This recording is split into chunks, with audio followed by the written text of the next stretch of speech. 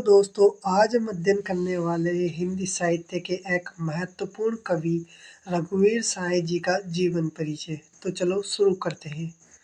रघुवीर साय जी का जीवन परिचय। प्रयोगवादी कवियों में रघुवीर साय जी का नाम विशेष महत्व रखता है।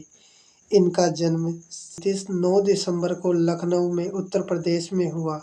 इनके पिता का नाम हरदेव साय था, जो साहित्य के अध्यापक थे। इनकी माता का नाम तारा देवी था। इनकी आरंभिक शिक्षा लखनऊ में ही हुई थी। यानी इनके पिता का नाम हरदेव साय, माता का नाम तारा देवी था और इनका जन्म 9 दिसंबर 1929 को लखनऊ विश्वविद्यालय में ही 1951 में उन्होंने अंग्रेजी साहित्य में एमए किया। अंग्रेजी भाषा में शिक्षा प्राप्त करने के बाद भी उन्होंने अपना साहित्य हिंदी भाषा में ही रचा। यानी आगे बात करते हैं इनके संपादन की। ये नवभारत टाइम्स तथा दिनमान साप्ताहिक पत्रिका के संपादक से जुड़े रहे। कुछ समय तक ये आकाशवाणी में हिंदी समाचार विभाग से भी जुड़े रहे। इन्होंने प्रतीक एवं कल्पना जैसी पत्रिकाओं के संपादन में भी सहयोग किया। यानी इन्होंने नवभारत टाइम, दिनमान साप्ताहिक पत्रिकाओं में काम किया, आकाशवाणी में काम किया और पत्रकार और कल्पना जैसी पत्रिकाओं में भी काम किया। आगे हम इनकी रचनाओं की बात करते हैं। तो रघुवीर साय का हिंदी साहित्य में महत्वपूर्ण स्थान रहा है। ये समकालीन इनकी प्रमुख रचनाएं हैं, जिनमें सबसे पहले हम देखते हैं काव्य संग्रह। सीढ़ियों पर धूप में आत्महत्या के विरुद्ध हंसो हंसो जल्दी हंसो, लोग भूल गए हैं कुछ पत्ते कुछ चिट्ठियां, एक समय था आदि। इन्हें लोग भूल गए हैं काव्य संग्रह के लिए सन 1984 में साहित्य अकादमी पुरस्कार से सम्मानित किया है।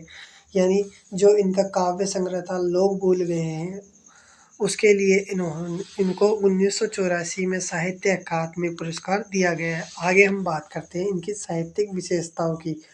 रघुवीर साय हिंदी के साहित्यकार एवं पत्रकार होने के साथ साथ कथाकार, निबंधकार और आलोचक भी थे। उन्होंने अपनी कविताओं में समकालीन समाज का यथार्थ चित्रण किया है। यानी ये कवि होने के साथ ही साहित्यकार, पत्रकार, कथाकार, निबंधकार भी थे।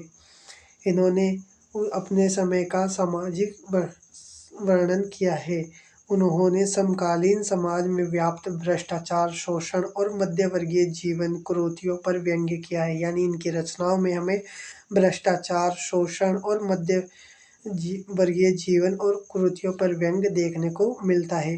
उन्होंने अपने काव्य सीढ़ियों पर धूप में जीने की इच्छा की अभिव्यक्ति की है। यानी इनका जो काव्य है सीढ़ियों पर धूप में, उसमें जीने की अभिव्यक्ति देखने को मिलती है। आगे हम बात करते हैं इनकी भाषा शैली।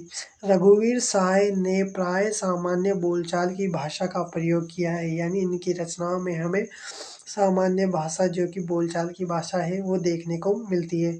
इन्होंने अपने काव्यों में खड़ी बोली का प्रयोग भी किया है। इनके काव्य में खड़ी बोली का प्रयोग हमें देखने को मिलता है, जिसमें संस्कृत के तत्सम, तद्भव एवं विदेशी भाषाओं के शब्दों का मिश्रण देखा जा सकता है।